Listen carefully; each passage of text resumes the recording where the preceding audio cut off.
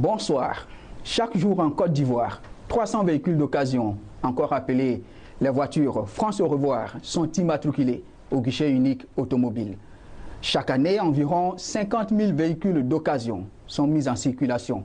C'est énorme, énorme pour les voitures d'occasion, mais également pour le textile d'occasion et même l'électroménager.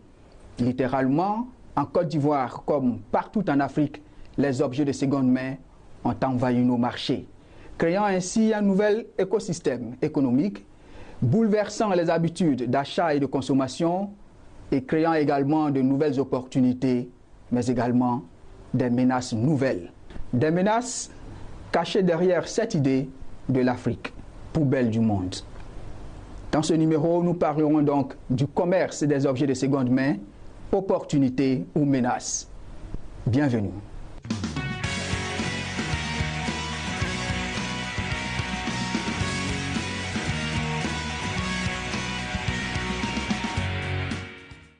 De retour sur le plateau, le commerce des objets de seconde main, opportunités ou menaces. Pour en parler, nous sommes avec nos deux consultants habituels. Docteur Alexis Kofi-Yeboah, bonsoir. Bonsoir, M. Sibaï. Merci de nous rejoindre. Merci. Docteur Alexis Kofi-Yeboah est formateur à l'école de commerce et de gestion ECG à Abidjan et spécialiste en intelligence économique, c'est bien cela? Bien sûr. Également sur ce plateau, M. Sadia Zouzou, bonsoir. Bonsoir, M. Sibaï. Merci d'avoir répondu à notre invitation. M. Sadia Zouzou est formateur et spécialiste en intelligence économique. Alors, chers consultants, tout de suite, les chiffres peuvent donner le vertige, mais c'est bien une réalité. Les objets de seconde main ont littéralement envahi nos marchés. Sadia, quel est l'état des lieux? Bon, merci beaucoup, M. Sibaï. À l'origine, dans les pays, ça dépend des pays. En Côte d'Ivoire, on parle de France au revoir. Au Congo, c'est Biloko. Au Bénin, ce sont les venus. Et dans d'autres pays, on parle des surgelés. L'un dans l'autre, cela ramène toujours à la même réalité, des objets d'occasion. À l'origine, ces objets étaient confinés aux produits textiles, c'est-à-dire les vêtements de seconde main. Mais depuis un certain moment, depuis des décennies, nous constatons que ce commerce s'est étendu à d'autres objets, c'est-à-dire que la gamme des objets vendus s'est étendue. Et aujourd'hui, donc, nous avons maintenant beaucoup d'autres objets, aujourd'hui, comme les produits électroménagers et autres. Mais je pense qu'on aura l'occasion tout à l'heure de... Oui, nous y reviendrons. Dans les détails. Alors donc, aujourd'hui, c'est véritablement devenu un commerce. J'allais même dire une économie aujourd'hui. Et ça s'est tellement développé aujourd'hui qu'on pourrait assimiler ce commerce vraiment à un peu un commerce de la misère. Ce n'est pas trop fort, le commerce de la misère. Le commerce de la misère, donne-moi un autre nom si vous pensez qu'on peut expliquer ça d'une autre manière.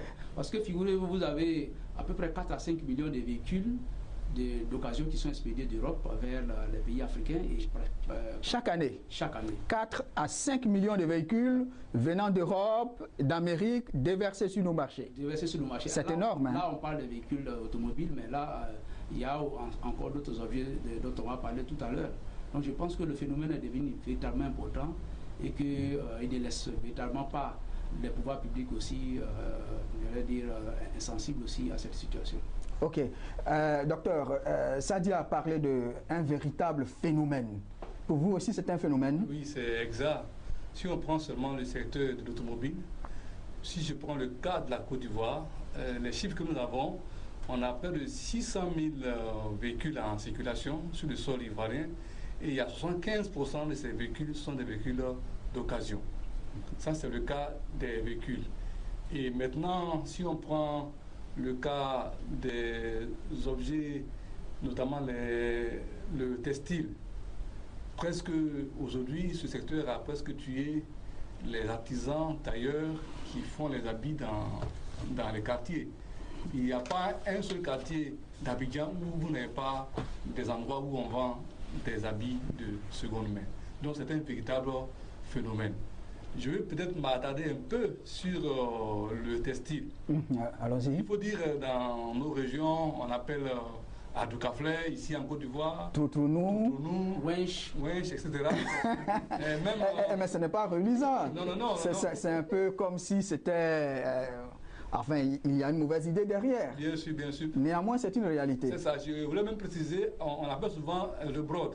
En fait, le broad, c'est une façon de diminuer le mot anglais qui dit abroad, qui dit étranger. Donc, en fait, c'est ce qui vient de l'étranger. Et donc, c'est un commerce qui date depuis l'époque coloniale. Hein. En fait, ce n'est pas un commerce qui date de maintenant. C'est à l'époque, c'est le Secours catholique, la Croix-Rouge, l'armée du salut. C'est eux qui étaient un peu chargés, dans le cadre de leur activité caritative et autres, de faire venir ces habits dans nos pays. Mais aujourd'hui, les choses ont changé. Tout le monde, presque tout le monde s'habille avec des habits de seconde main. Donc c'est un véritable phénomène qui a envahi tous les domaines de la vie des citoyens de ce continent. En tout cas, ils ne sont pas nombreux, les Ivoiriens, qui n'ont pas quelque part dans leur valise un petit objet de seconde main. Mais tout de suite, M. Sadia, les objets de seconde main, on parlait de voitures France au revoir, de textiles, mais il n'y a pas que ces deux. Oui, il n'y a pas que ces deux, mais je voulais, permettez-moi de revenir. Oui, allons-y. Je disais que les vêtements d'occasion de seconde main étaient initialement réservés aux populations des classes moyennes. Mais aujourd'hui, la tendance que nous avons aujourd'hui, et puis avec la gamme des produits qui s'est élargie, on voit que c'est un marché qui réconcilie presque toutes les classes aujourd'hui. Si vous allez sur le marché, on vous parlera des vêtements fripérés de premier choix. On parlera aussi des véhicules importés haut de gamme. Donc je vais dire, le marché brasse aujourd'hui toutes ces classes-là. Alors pour en revenir à votre question de tout à l'heure, nous avons, à part le secteur automobile, nous avons aussi des objets d'occasion dans le domaine du matériel informatique. Nous avons des équipements biomédicaux. Nous avons aussi d'autres secteurs comme le domaine des jeux. Parce que nous avons des jeux vidéo aussi de seconde main qui sont là. Et il y a aussi au niveau des appareils électroménagers dont on a parlé tout à l'heure, qu'on appelle généralement l'électroménager grand public, et que les réfrigérateurs, les cuisinières, etc., qui sont des objets qu'on trouve dans les objets de seconde main. À cela, il faut ajouter aussi les engins, les véhicules industriels, et puis aussi les avions aussi. Nous avons les avions de seconde main. Même les avions. Même les avions, il y a une zone de l'Afrique qui utilise beaucoup d'avions, qui sont des avions à polémique actuellement. Et donc, tout le monde le sait. Docteur, pratiquement on y trouve de tout, hein? Oui, il y a des meubles d'occasion, des chaussures d'occasion, des ceintures d'occasion, des livres d'occasion, en tout cas, des fers à repasser d'occasion, il y a tout, et tout, même des sous-corps. Et c'est vraiment un domaine qui concerne presque tous les citoyens. Mais apparemment aujourd'hui, il n'y a plus de honte de consommer, d'utiliser un objet d'occasion. Non, il y a plus de honte. Il y a plus de honte. Aujourd'hui, comme M. Sadia l'a dit, il n'y a pas un seul quartier d'Abidjan, il n'y a pas une seule capitale d'Afrique, en tout cas, où il n'y a pas un endroit où on vend des objets de seconde main. Je voulais dire surtout que ce n'est pas un phénomène qui est propre à l'Afrique. C'est pour ça qu'il faut qu'on fasse un peu attention, comme si c'était un phénomène qui est lié à une zone géographique de la planète où les gens sont plus pauvres. C'est un phénomène mondial. En Europe, par exemple, en France, pour ce que je connais le plus, vous avez 3 véhicules d'occasion vendus pour un seul véhicule neuf. Vous savez tous qu'en France, il y a les marchés aux puces, où on fait de la brocante, etc. Donc, ce n'est pas un phénomène qui est lié spécifiquement à l'Afrique. C'est ce que je voulais préciser. Moi, je peux vous dire aussi que c'est l'ampleur que prend le phénomène. Vous comprenez, il y a d'autres modes en Europe, on parle de vintage, c'est-à-dire là où on adapte les vêtements d'une certaine époque à la mode moderne. Mais l'ampleur que cela prend en Afrique est beaucoup plus inquiétante. C'est pour cela qu'on parle avec, nous insistons beaucoup sur l'importance de ce marché-là ici. Ok, justement, qu'est-ce qui explique l'ampleur de ce phénomène économique? Bon, vous l'avez bien dit, vous avez dit que ce sont d'abord des raisons d'abord économiques qui jugent ce choix-là. Il y a, vous savez que depuis 1989 jusqu'à aujourd'hui, l'Afrique subsaharienne est secouée par de nombreuses crises, depuis la guerre du Libéria, en Côte d'Ivoire, en passant par la Sierra Leone. Donc ces différents événements-là aussi ont eu des effets collatéraux sur le niveau de vie de la population. Et donc la pauvreté a véritablement augmenté. Je voudrais prendre un exemple. Il y a une enquête qui a été réalisée par l'Institut national des statistiques en Côte d'Ivoire sur le niveau de vie en Côte d'Ivoire. Et le taux de pauvreté en Côte d'Ivoire est de 46,5% en 2015. Pratiquement un Ivoirien sur deux est pauvre. Pratiquement un Ivoirien sur deux est pauvre. Donc ce sont des indices qui sont véritablement importants. À cela aussi, il faut ajouter un événement qui est de taille qu'on a observé dans les pays francophones. C'est la dévaluation du franc CFA. La dévaluation du franc CFA a fait passer les biens manufacturés des prix du simple au double. À mon temps, le moment où nous étions encore plus jeunes, les fonctionnaires moyens pouvaient se permettre d'acheter des véhicules d'usine. Et soit peut-être avec l'accord bien entendu des maisons de crédit, ou aussi acheter des appareils électroménagers neufs. Mais la dévaluation du franc CFA, malheureusement, a multiplié le prix de ces biens de consommation que malheureusement nous ne fabriquons pas en Afrique. Donc une dévaluation du franc CFA qui n'a pas été suivie d'une multiplication du salaire. Hein? Non, pas du tout. Je pense que des réformes ont été faites, des ajustements ont été faits, mais malheureusement ces ajustements n'ont pas été à la hauteur de l'augmentation qui a été faite. Donc vous comprenez que les Africains, en ce qui concerne les pays francophones, ont été largement appauvris par ces différents... par cet événement-là. Ok, docteur Yeboah, la pauvreté explique l'ampleur de ce phénomène? Oui, la pauvreté est pour quelque chose, mais il ne faut pas aussi incriminer seulement la pauvreté. Il faut voir la chose aussi, il faut voir le verre à moitié plein en fait, hein. Comme on le dit, c'est une réadaptation de la consommation, c'est-à-dire face à la paupérisation des populations, face aux difficultés économiques des populations, les populations se sont réadaptées en changeant de mode de consommation. Donc il y a une autre réaffectation, il y a une autre allocation des ressources. Alors on gère au mieux ce que nous avons comme ressources. Si vous avez deux véhicules qui ont pratiquement la même utilité, et vous avez quand même le choix entre acheter un véhicule qui va vous prendre moins de ressources qu'un véhicule qui va vous prendre plus de ressources, alors que les deux véhicules vont vous amener au même endroit. Donc c'est une réadaptation des différentes populations par rapport aux différentes crises économiques que nous avons vécues. Donc ce n'est pas forcément une question de pauvreté, d'autant plus qu'il y a des personnes qui ont des revenus, mais qui sont toujours en train d'acheter des véhicules d'occasion, des habits d'occasion. Donc, si on fait une étude approfondie, en tout cas, il faut éviter de faire des amalgames en disant que bon, c'est le commerce des pauvres, non, ce n'est pas le commerce des pauvres. Les populations se sont réadaptées. Voilà, c'est ce que je peux dire. L'expansion de ce phénomène, en fait, c'est une meilleure consommation.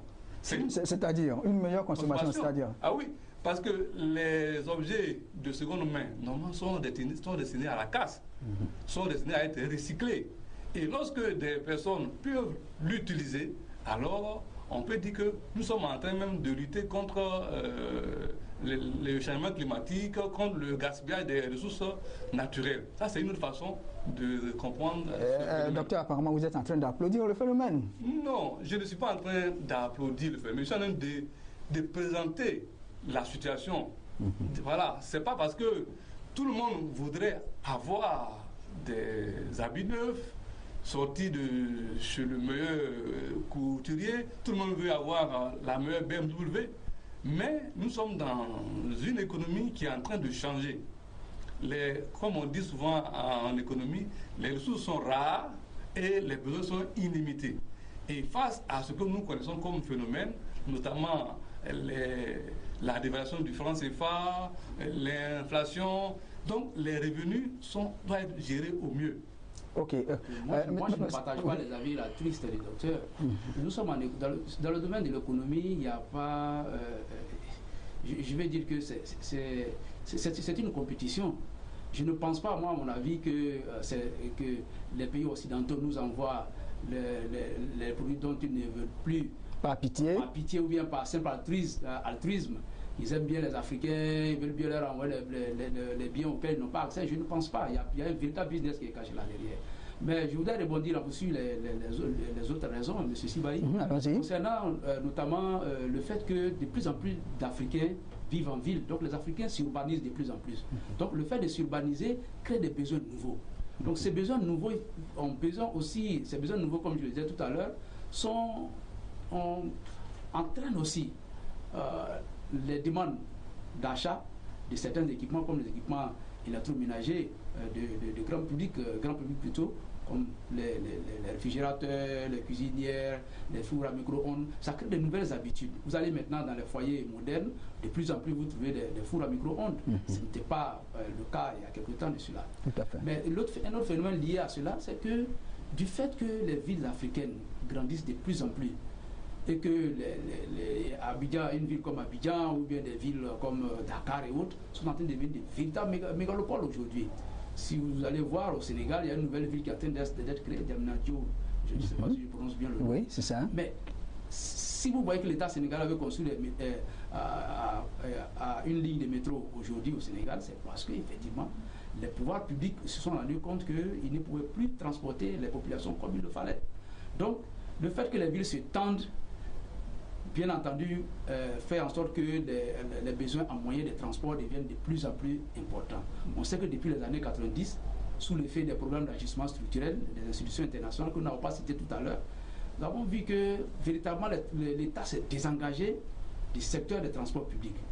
Vous avez vu à un certain moment, la Sotra, ici en Côte d'Ivoire, a connu... La société de transport abidjanaise. Exactement, a connu un moment à vide, mais qui a orienté les consommateurs vers d'autres moyens de locomotion. Est-ce que vous comprenez?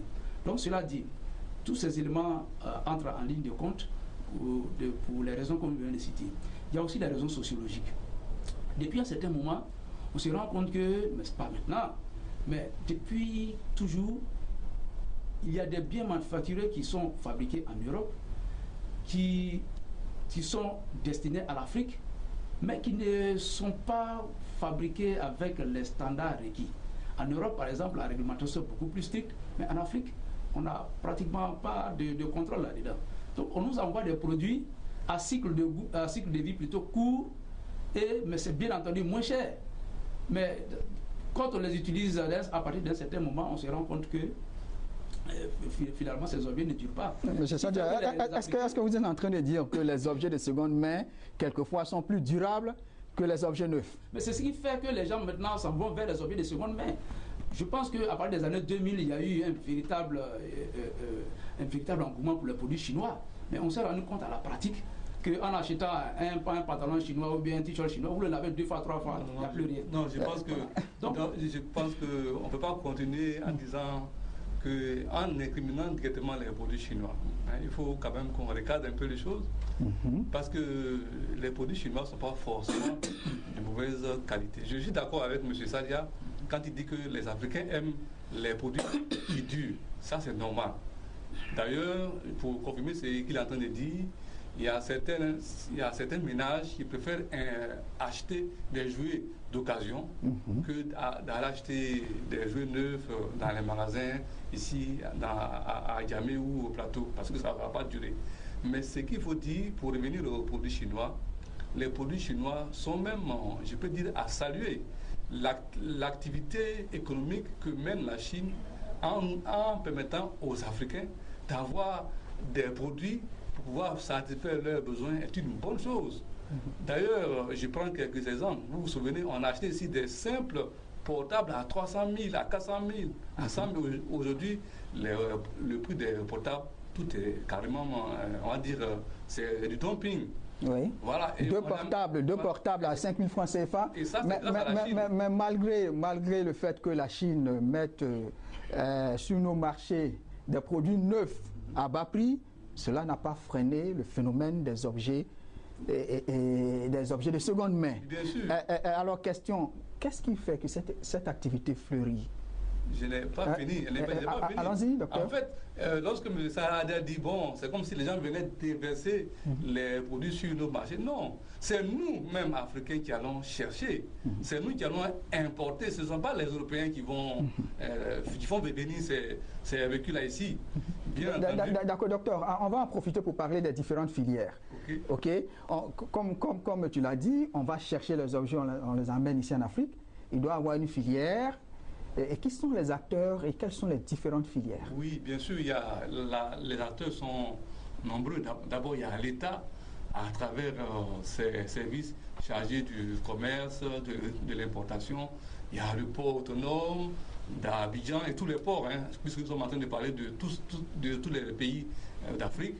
Mais ici, pour la Côte d'Ivoire, il faut citer les importateurs, les transitaires, la douane ivoirienne, le service de contrôle technique automobile, la SICTA, il y a Côte d'Ivoire logistique, et donc il y a les propriétaires de parcs, il y a les mécaniciens. Donc c'est un commerce, pour ce qui concerne l'automobile, qui engage presque une bonne partie de la main-d'œuvre sur le sol ivoirien. Donc c'est un commerce qui est très important. Comment c'est important, M. Sadia? Qui importe quoi, où et comment? Bon, en fait, il faut dire que l'origine principale, d'abord, ce sont les pays d'Europe. Il y a 3 pays qui constituent un peu une plateforme en ce qui concerne les véhicules. C'est la Belgique, l'Allemagne, la France, et puis de façon marginale un peu les États-Unis. Et de plus en plus, on assiste aussi, j'allais dire, à des produits, à l'arrivée de certains produits qui viennent d'Asie. Alors, pour les acteurs que le docteur a cités tout à l'heure, je voudrais ajouter aussi qu'il y a parmi les acteurs étatiques et les acteurs non étatiques, je vais parler plutôt des acteurs non étatiques, vous avez les clients. Par les clients, nous avons 70% des clients qui sont des commerçants. 80% des clients qui sont des commerçants. Donc je vais dire, quand on parle de commerçants, on veut parler des transporteurs en ce qui concerne les véhicules. Donc c'est comme ça. Et il y a aussi les vendeurs du e-commerce. De plus en plus du commerce physique que nous connaissons, beaucoup d'opérateurs ont commencé à s'intéresser à ce filon-là. Notamment au niveau africain, nous avons Carmoudi, qui est une filiale du groupe Rocket Internet, dont nous avons déjà parlé dans l'une de nos missions dans le e-commerce. En Côte d'Ivoire, il y a Jumia Deal et il y a bien d'autres opérateurs aussi qui interviennent dans la filière. À cela, il faut ajouter les vendeurs de pièces de véhicules occasion, qu'on appelle en Côte d'Ivoire ferraille ou bien casse, aussi qui sont un élément très très important. Il y a aussi ceux qui sont les vendeurs d'appareils électroménagers et les réfrigérateurs, les outils, les machines-outils qui sont basés généralement à Diamé ici en Côte d'Ivoire, mais cette filière est dominée par les Nigérians. D'accord. Donc la filière des objets de seconde main, des objets électroménagers, est dominée par les Nigérians. Oui. Et pourquoi ils sont les premiers dans ce domaine? Bon, ils sont les premiers dans ce domaine. Je voudrais que parce qu'ils sont les premiers à avoir commencé. Ok. Et puis bon, il y a là aussi leur sens des affaires dont nous avons parlé tout à l'heure hors antenne, qu'il faut véritablement prendre en compte. Les Ivoiriens, la part des Ivoiriens est pratiquement minime. Et dans le domaine aussi des ventes des véhicules d'occasion, il y a 70% des opérateurs dans le domaine sont d'origine libanaise. Et les Ivoiriens, le pourcentage d'Ivoiriens est à 12%. Et nous savons très bien que les Ivoiriens véritablement, ils ont est-ce qu'on peut qualifier ça comme une aversion pour l'entrepreneuriat? Ces chiffres-là expliquent véritablement la réticence des Ivoiriens vraiment à s'impliquer dans ce secteur qui est pourvoyeur. Donc le secteur des voitures France au revoir est tenu par les Libanais? Il est tenu par les Libanais, non seulement en Côte d'Ivoire, mais aussi dans les pays francophones, pour ce que je sais, en Afrique de l'Ouest et ici, au Togo, Bénin, Guinée et d'autres endroits. Et ce sont cette communauté-là qui a véritablement la main haute sur ce business-là. Ok, docteur, il y a des communautés qui tiennent un secteur. Oui, et c'est normal. Hein, les Libanais, ce sont les Phéniciens. Donc, nous voyons ça dans l'Antiquité. Ils sont habitués au commerce et donc, très, très tôt, ils ont compris. En fait, on a sauté quelque chose en disant d'où vient même le commerce des véhicules d'occasion. Au départ, ce sont les étudiants africains qui, de retour de France ou bien de Belgique, avaient des véhicules qu'ils revendaient. Et c'est là que certains hommes d'affaires ont compris qu'il y avait une opportunité. Et petit à petit, les gens ont commencé à s'investir. Et les gens même allaient de la Côte d'Ivoire jusqu'au Togo, jusqu'au Bénin, parce que là-bas, le commerce était déjà assez ouvert. Ici, les réglementations étaient encore contraignantes. Donc, du coup, les Ivoiriens allaient plutôt là-bas. Mais les Libanais, ils ont compris très tôt qu'il y avait une activité là à exploiter. Et ils se sont mis dedans. Et comme c'est des gens qui sont très bons commerçants, ils ont prospéré. Et voilà pourquoi ils tiennent cette filière-là à 70%. Ok, tout de suite, nous allons aller aux enjeux.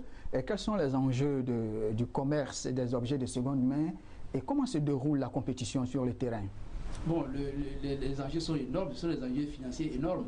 On sait très bien que l'an passé, je crois qu'en 2016 ou 2015, il y a rien que la vente des véhicules d'occasion, je veux dire le dédouanement des véhicules d'occasion a fait engranger 100 milliards de francs CFA à l'État de Côte d'Ivoire. 100 milliards de francs CFA de recettes douanières. 100 milliards de francs CFA de recettes douanières, rien que seulement au niveau des taxes de dédouanement. C'est énorme. Donc ces enjeux sont des enjeux financiers énormes. C'est aussi valable pour la Côte d'Ivoire et bien entendu aussi pour d'autres pays. Nous rappelons tout récemment, il y a eu une passe d'armes entre des parlementaires très impliqués dans la vente de véhicules d'occasion au Bénin et les pouvoirs publics, notamment la présidence, le président actuel au pouvoir au niveau du Bénin. Et donc cette affaire, bon, je ne sais pas pour le moment comment ça a été résolu, mais je pense que cela démontre effectivement l'importance véritablement stratégique de ce commerce qui se développe de plus en plus dans nos pays. Les enjeux sont énormes. Oui, c'est exactement ce que M. Sadia vient de dire. Les enjeux sont extrêmement énormes. Aucun État ne peut renoncer à 100 milliards de francs CFA. Mais au départ, l'État de Côte d'Ivoire empêchait l'entrée des véhicules d'occasion sur son sol. Les Ivoiriens étaient obligés de passer par le Togo, le Bénin et les deux ports bouillonnaient. Bien sûr. Et depuis quelques années, il y a un changement, on a changé le fusil d'épaule. Non, l'État est obligé de comprendre la demande de ses citoyens. Mais si l'État avait mis des restrictions au départ, c'est parce que l'État avait des craintes par rapport aux risques liés à l'environnement, aux risques sanitaires et tout ça. Donc l'État veillait un peu sur la sécurité des habitants de ce pays. Mais dès lors que les autorités se sont rendues compte que c'est un commerce qu'on ne peut pas absolument interdire et que d'ailleurs c'est utile, comme on l'a dit au début, les Africains aiment avoir chacun un véhicule parce que le véhicule est un élément de réussite sociale. Donc tous les Ivoiriens, dès qu'un Ivoirien a un peu de revenus, il faut qu'il s'achète un véhicule.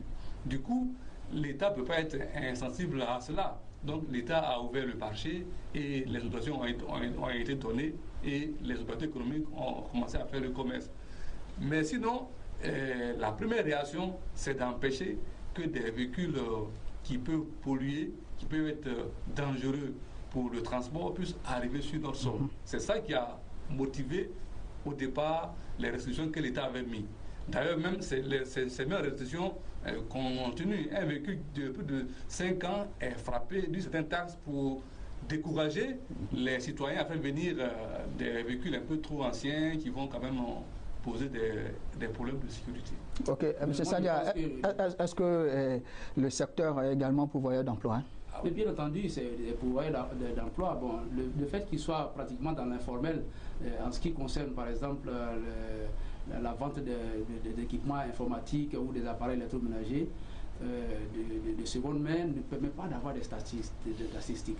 Mais je pense qu'il y a le docteur Nguessa Assi de l'Université d'Abidjan qui a fait une étude assez remarquable là-dessus, où il parlait d'à peu près 1620 emplois créés par ce commerce. Ça, c'était dans les années 2010 déjà. Mais je pense que c'est plus que cela. Alors, donc, moi je pense que tout à l'heure il y a certains acteurs que nous avons oubliés. Tout à l'heure, il y a des importateurs individuels qui, ayant peut-être des parents, soit dans les pays européens ou américains, importent des véhicules qui les revendent. Donc ce sont ces éléments-là, je pense aussi qu'il faut pouvoir ajouter. Mais l'État de Côte d'Ivoire, par exemple, s'est rendu compte qu'il perdait de l'argent. Je pense que c'est l'une des raisons. C'est bien entendu, on peut peut-être penser, comme le docteur a dit tout à l'heure, qu'il y a des raisons sanitaires, c'est-à-dire de protéger la population, voilà, mais il y a aussi surtout un enjeu financier véritablement important. Et là, vous avez posé la question de savoir comment se déroule la compétition sur le terrain. Sur le terrain. Effectivement, il faut voir d'abord deux groupes. La compétition se déroule d'abord entre les importateurs de véhicules eux-mêmes. Et ensuite, il y a la compétition entre les importateurs de véhicules d'occasion, pour parler du secteur automobile, et les concessionnaires des véhicules neufs en Côte d'Ivoire. Le premier groupe, la guerre se déroule sur le positionnement géographique. C'est la raison pour laquelle lorsque vous allez dans nos différents carrefours, dans les pays africains, vous remarquez qu'il y a des parcs, des véhicules d'occasion qui sont installés à des lieux, à des endroits stratégiques au niveau des parcs qui ont même pris la place des jardins publics. Exactement. Difficile de trouver un jardin public à Abidjan et tous ces jardins ont été remplacés par des parcs automobiles. Parcs automobiles. Et en plus de cela aussi, presque tous les magasins, que ce soit dans les quartiers UP ou bien dans les quartiers populaires ou bien les quartiers commerciaux, comme ceux d'Adjamé, Trècheville, là vous voyez presque tous les magasins sont pris d'assaut par ces produits de seconde main, des fers à repasser, des landaux même pour bébés, du matériel de musculation, etc. Un genre de bric-à-brac un peu qu'on voit un peu partout. Donc je vais dire que, pour me résumer, dire que la compétition est d'abord sur le plan géographique. Maintenant, entre les importateurs de véhicules d'occasion, on parle plus des véhicules parce que c'est là qui frappe beaucoup plus. Donc on voit que les concessionnaires de véhicules neufs ont par exemple été attaqués sur leur terrain. Bon, malheureusement, ils n'ont pas eu la capacité réelle, ils n'ont pas développé une activité de veille suffisante pour savoir que lorsque les premiers besoins ont commencé dans les années 90, que ces besoins allaient évoluer, et ils n'ont pas pris les mesures nécessaires pour pouvoir contrer cela. Peut-être que ça a été le cas des barrières à l'entrée. Oui, très certainement, il y a dû y avoir des barrières à l'entrée si l'État de Côte d'Ivoire a attendu. Qui se sont révélées inefficaces. Très bien, 1996, pour pouvoir officiellement accepter que les véhicules d'occasion entrent officiellement en Côte d'Ivoire. Je sais qu'il y a eu des barrières, il y a eu des lobbies, il y a eu des barrières. Il faudrait aussi quand même remarquer que ces opérateurs-là, les concessionnaires qui sont installés ici, par exemple CFAO et les autres, ont commencé eux aussi à faire de la vente de véhicules d'occasion. Ça veut dire qu'ils ne sont pas restés les bras croisés. Ils ont compris la demande du marché. Oui, donc, mais après avoir fait le constat d'une perte, en 2016, je pense qu'il y a eu moins de ventes de véhicules neufs en Côte d'Ivoire que 2015. Oui, en 2015, ils étaient à 10 010 véhicules neufs vendus. Ils sont passés maintenant en 2016 à près de 8 000 véhicules. Et ça fait 10% en moins. C'est énorme dans un business. Bien entendu, mais je pense qu'ici, ils sont pris un peu tard. Parce que depuis 1996 jusqu'à aujourd'hui, je pense que c'est maintenant qu'on apprend, qu'on constate que certains concessionnaires, c'est pas tous d'ailleurs, certains concessionnaires veulent évidemment se lancer dans la vente des véhicules d'occasion. Bien entendu, en essayant de se différencier par rapport à leurs concurrents. C'est-à-dire se diversifier comment? Leur argument de vente est que les véhicules d'occasion vendus par les concessionnaires comme CFAO sont des véhicules testés, bien suivis et qui ne connaissent pas des pannes comme les autres véhicules qui sont vendus par d'autres personnes. Voilà. Maintenant aussi, il faut ajouter nos stratégies. C'est une stratégie défensive de la part des concessionnaires. C'est la stratégie du low cost. La stratégie du low cost consiste à vendre des véhicules qui n'ont pas besoin d'être très élaborés. Nous prenons le cas par exemple de la Dacia la Logan. Et cette gamme-là est une gamme de véhicules qu'on appelle les low cost. Mais je pense que malgré cette stratégie de low cost, ça n'a pas véritablement attiré les consommateurs comme il le fallait. De sorte qu'aujourd'hui, il n'y a qu'en grande partie les grandes institutions, ou bien les multinationales, ou bien les grandes institutions de l'État qui pratiquement achètent des véhicules neufs. Donc je pense qu'il faut demander à ces concessionnaires-là peut-être de revoir leur stratégie et de chercher à s'adapter aux besoins de la population. Le PDG, je crois, l'un des directeurs généraux de CFAO se plaignait du fait que les Africains, lorsqu'on parle d'achat de véhicules, ils ne regardent que les prix, avant toute chose, et ils ne regardent pas la qualité. Mais je pense que les différents cabinets, que ce soit le cabinet d'intelligence ou bien les cabinets d'études, devraient pouvoir comprendre la sociologie des Africains. L'Africain aime les produits d'abord moins chers, mais à long cycle de vie. Ça, tout à l'heure, je l'ai dit, le docteur avait peut-être pensé autrement, mais c'est comme ça que les Africains fonctionnent. S'ils veulent vraiment capter le marché africain, il faut qu'ils arrivent à prendre ces deux éléments-là en compte. Puisque les Africains, le pouvoir d'achat des Africains est très faible. Ils ne peuvent pas se permettre d'acheter un véhicule ou bien d'acheter un pantalon ou bien une chemise qui va durer de 2-3 mois, alors qu'ils ont la possibilité d'avoir des objets d'occasion ou bien des sacs à main qui coûtent relativement moins cher mais qui peuvent durer plus longtemps. Voilà, docteur, la réaction des concessionnaires, une réaction timide? Non, on ne peut pas dire une réaction timide. Les concessionnaires ils sont sereins parce que dans le commerce, il y a ce qu'on appelle le commerce de niche. En fait, il y a des gens dans ce pays qui, pour rien au monde, ne vont acheter un véhicule d'occasion. Les entreprises de l'État, les organismes qui sont ici, là-bas, etc., ils ne vont jamais acheter des véhicules d'occasion pour leur service. Alors, ces concessionnaires, ils ont leur clientèle. Donc, je crois qu'il y a un dernier interview du PDG de CFAO qui disait que le secteur se porte bien. Donc, je pense que chacun a sa part du marché. Et seulement pour les individus, parce que ceux qui achètent les véhicules neufs, il n'y a que 10% de particuliers qui y vont. Donc, mais pour les individus, ils vont encore continuer à aller vers les importateurs de véhicules d'occasion. Et ce qui est important à dire, c'est que le fait même de choisir de faire de la vente de véhicules d'occasion, ces concessionnaires, en fait, se sont réadaptés. Voilà, donc je pense qu'il n'y a pas de danger. D'ailleurs, même, en tout cas, ils n'ont pas expliqué ou bien dit dans un interview quelque part que bon, le secteur est en crise ou pas. D'accord. Voilà. Cher consultant, à vous écouter, dans le business des objets de seconde main, à part les concessionnaires qui boudent, tout le monde y gagne. Oui, tout le monde y gagne, l'État y gagne, et surtout, je veux dire, les grands gagnants dans l'affaire, ce sont nos consommateurs. Et on sait par exemple que dans l'économie capitaliste, c'est le marché est déterminant dans toutes choses.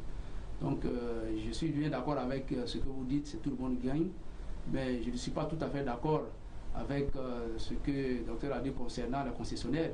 Je pense que le développement des véhicules d'occasion trouble le sommeil véritablement des concessionnaires, rien qu'à regarder les chiffres. Sinon, je ne pense qu'ils n'auraient pas émis des stratégies pour pouvoir pénétrer le marché des véhicules d'occasion aujourd'hui. Ça, je ne pense peut-être pas. Le PDG l'a dit ici, je vous cite, il a dit d'ailleurs pas à pure stratégie, mais je pense que ces objets-là véritablement troublent le sommeil des concessionnaires en Côte d'Ivoire. Ok, l'État y gagne. Tout à l'heure, on a parlé de 100 milliards de recettes douanières grâce seulement aux voitures France Au Revoir. Et la population y gagne aussi, et tous les acteurs qui sont dans cette filière y gagnent. Exactement. Et surtout les consommateurs. Comme je l'ai dit, je reste très constant. À valeur égale, le consommateur a besoin de dépenser moins pour avoir le même produit. Et donc, les consommateurs, ils y gagnent. Et quelquefois, c'est vrai, on peut citer l'État. L'État qui aujourd'hui gagne en termes de recettes douanières, d'impôts, etc. Donc, bon, tout le monde y gagne et c'est une très bonne chose. Et il ne faut pas qu'on condamne ce secteur, même s'il y a des risques quand même. Ah, voilà, le docteur l'a dit, même s'il y a des risques. Oui. Donc des risques, il y en a. Oui. Il y a des menaces, il y a des inconvénients. Oui. Oui, mais bien entendu, il y a des risques, il y a même des inconvénients. Les inconvénients sont énormes. Rien qu'à voir un peu l'occupation anarchique, je parle de ça sur le plan environnemental, l'occupation anarchique des villes, des espaces dans les villes aujourd'hui. Il n'y a pratiquement plus de jardins publics aujourd'hui en Côte d'Ivoire, pratiquement sur le territoire d'Abidjan, ici, à cause de la construction des parcs. Il ne se passe pas de jour sans que nous ne voyons des vieux pneus dans les caniveaux, etc. etc. Et ces véhicules-là sont jetés un peu partout. Ce n'est pas seulement le cas de la Côte d'Ivoire. Vous vous rendez en Afrique, particulièrement au Ghana, tout près là, vous avez la plus grande décharge de matériel de seconde main en Afrique, et bien particulièrement au monde ici. Et l'impact environnemental plutôt est véritablement négatif. Parce qu'il y a une lagune à côté de cet endroit-là qui est devenue pratiquement une lagune morte aujourd'hui, à Accra, au Ghana, à Bobouché, où pratiquement aucun poisson. On ne peut pêcher aucun poisson. Les pêcheurs sont maintenant... C'est un véritable désastre environnemental. C'est un véritable désastre environnemental. Et puis, bien entendu, tout à l'heure, il y a des risques sanitaires. Vous avez dit tout à l'heure, il y a de plus en plus maintenant, nos sœurs achètent des soutiens-gorge, et des sous-corps de seconde main. On ne sait pas d'où ça vient. Les appareils qui sont vendus, soit les réfrigérateurs, qu'est-ce qui était stocké dans ces réfrigérateurs-là? On ne sait pas. Ça peut être des réfrigérateurs qui étaient dans des laboratoires dans des pays européens, où étaient peut-être stockés des produits radioactifs, on ne sait pas. Donc voici ces risques-là je pense qu'ils sont véritablement importants. Docteur, des inconvénients? Oui, je pense qu'il y a des inconvénients, mais il ne faut pas effrayer la population. Sinon, il y a des inconvénients, comme il a dit, par exemple du matériel biomédical qui a servi dans des centres de santé de l'autre côté où on sait que les gens ils ont les moyens de faire le contrôle. Or, chez nous ici, il y a très peu de moyens, donc il y a les risques de propagation de certains gènes qui peuvent vraiment être des menaces pour le pays.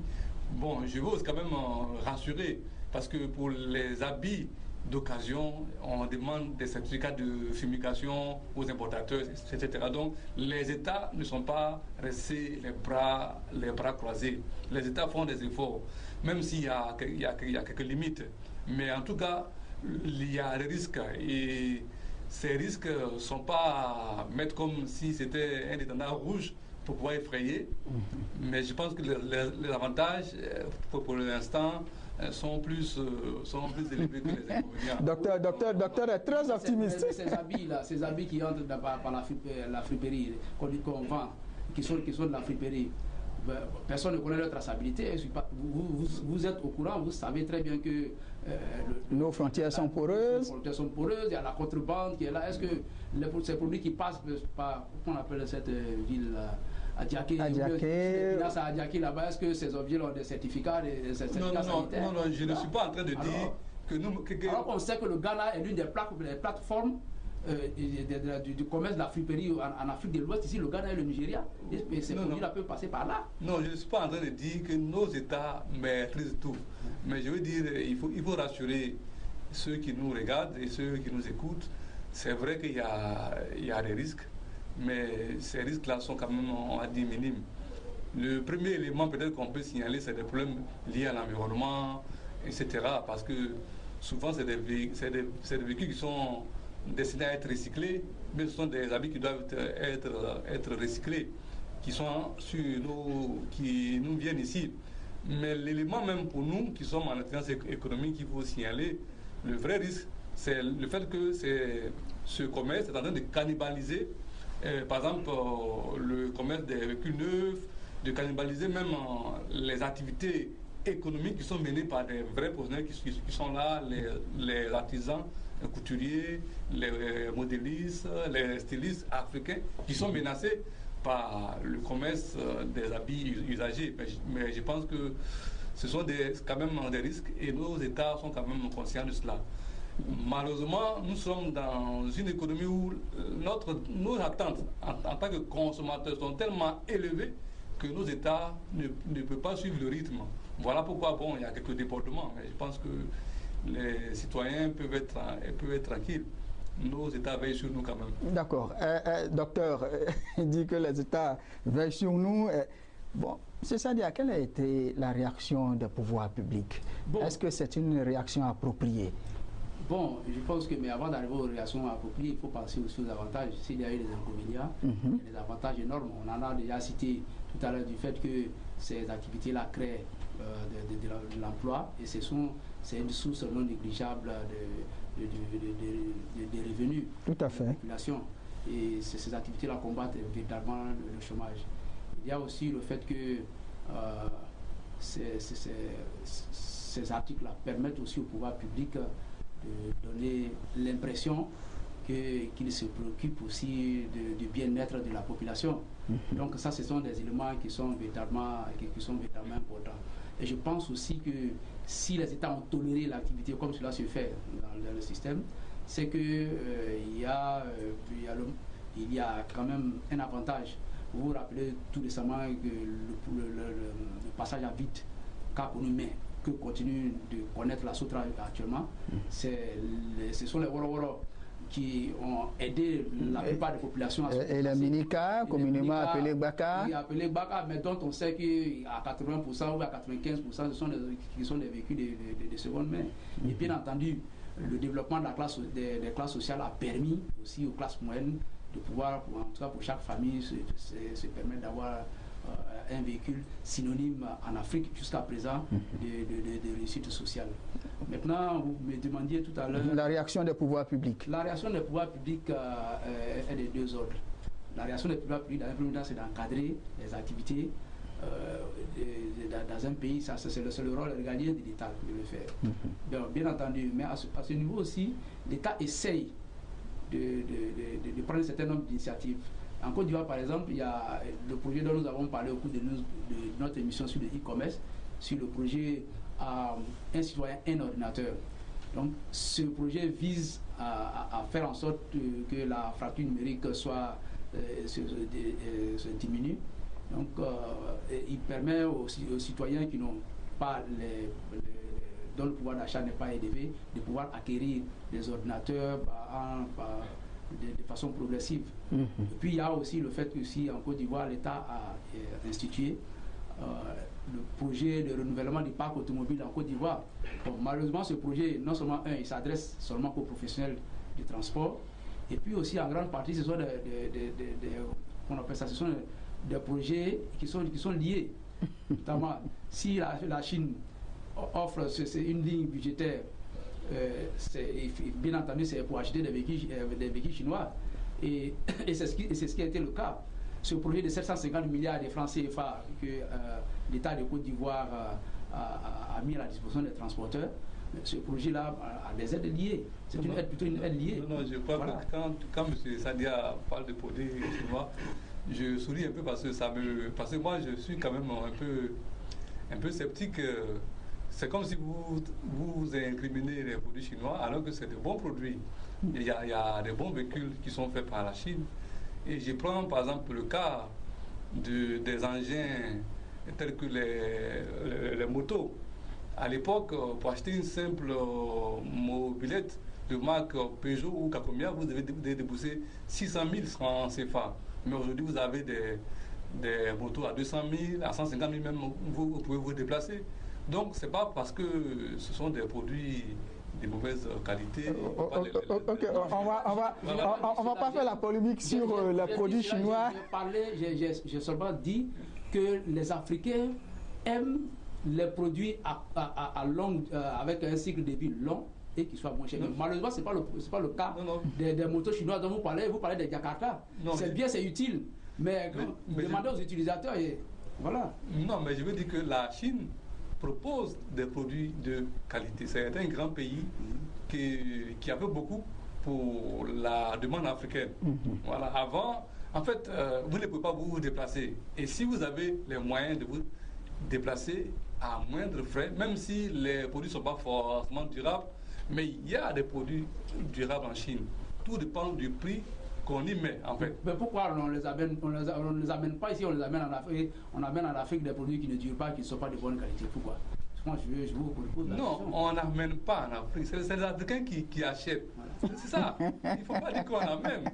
C'est les Africains qui achètent. Et les Africains vont en Chine et ils achètent achètent les produits qui ne sont pas de qualité. Voilà. Ah, donc, Sinon, les produits de qualité, il y en a, hein, docteur? Exactement. Ok, on va revenir à la réaction des pouvoirs publics.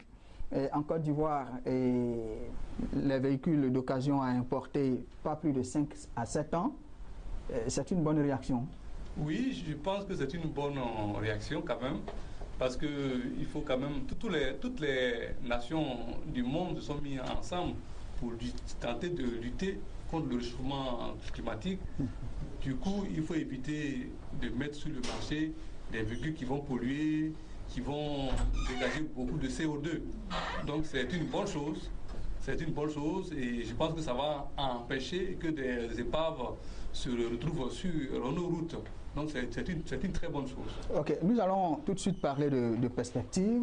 Et quels sont les scénarios possibles? Est-ce que le commerce des objets de seconde main va-t-il disparaître tout seul? Ou c'est un commerce qui a encore de beaux jours devant lui? Sadia. oui, mais moi je pense que le commerce a de beaux jours devant lui, parce que on voit partout en Afrique, nous avons des taux de croissance qui frôlent pratiquement les 2 chiffres. Mais je pense que de part et d'autre, de façon générale, les pouvoirs publics reconnaissent que la croissance n'est pas aussi partagée que cela. Donc ça veut dire, de façon implicite, que le taux de pauvreté est en train de grimper. Donc moi, à mon avis, le commerce des objets de seconde main a véritablement un grand avenir devant lui. Et je voudrais, en ce qui me concerne personnellement, en tant que spécialiste en intelligence économique, porter mon attention sur un fait. Depuis un certain moment, on parle de dévaluation des francs CFA. Ce n'est pas confirmé, mais les rumeurs courent. Il y a même certains analystes qui en parlent, que c'est inévitable. Mais souvent, les pouvoirs publics rassurent la population. Oui, mais c'est comme ça que ça s'est passé en 90. On en a parlé, généralement, les pouvoirs publics lancent des ballons d'essai dans ce genre de situation. Mais quand on est spécialiste en intelligence économique, il faut que les entreprises, les décideurs qui nous écoutent aujourd'hui se préparent à cette éventualité. Si la dévaluation du franc CFA a lieu, qu'est-ce qu'il va se passer? Donc il faudrait que maintenant les pouvoirs publics, les top managers essaient de s'asseoir pour essayer de réfléchir à cette éventualité, parce qu'elle peut arriver du jour au lendemain. Vous voyez, depuis un certain moment, on en parle, mais totalement, immédiatement, c'est infirmé par certaines officines, mais je pense que c'est un élément auquel il faut faire véritablement attention. Alors donc pour vous, s'il y a une seconde dévaluation du franc CFA, alors tout le monde s'installe dans les objets de seconde main. Dans les objets de seconde main et de façon durable. Et je suis convaincu de cela. Mais il y a aussi le fait que depuis un certain moment aussi, les Africains ont véritablement commencé à faire parler leur génie. Les Africains ont commencé à fabriquer maintenant des objets. Dans le domaine de la téléphonie, vous avez un Congolais, VMK, sa marque est VMK, il fabrique des téléphones portables. On fabrique aussi des automobiles au Kenya, en Ouganda, au Ghana et même au Togo. Je pense qu'il y a une firme nigériane, IVM, qui fabrique près de 4000 véhicules par an. Une production très limitée. Une production certes très limitée, mais déjà elle existe. D'accord. Docteur, les perspectives? Non, je pense que la crise économique allant grandissant, la vente des objets de seconde main a de beaux jours. D'accord. Dernière question pour terminer notre émission. Docteur, le commerce des objets de seconde main, une menace ou une opportunité? Je pense que, comme je l'ai dit, il faut voir le verre à moitié plein. C'est une meilleure utilisation des ressources naturelles que notre planète nous a offert. Ok, merci, M. Sadia. Menace ou opportunité? Il y a menace à la fois et opportunité. Je pense qu'il y a des inconvénients. Mais eu égard à la situation, au faible pouvoir d'achat des Africains, je pense qu'il y a beaucoup plus d'avantages que d'opportunités. Merci beaucoup. Merci, chers téléspectateurs. Merci de nous avoir suivis. Vous étiez sur Business 24 Africa et vous suivez Intelligence économique. Nous étions avec Dr Alexis Kofi Yeboah. Il est formateur, spécialiste en intelligence économique, formateur à l'école de commerce et de gestion ECG ici même à Abidjan. Également avec M. Sadia Zouzou, il est spécialiste en intelligence économique. Avec nos deux consultants, nous parlions du commerce des objets de seconde main, menaces ou opportunités. Merci de nous avoir suivis et restez sur Business 24 Africa.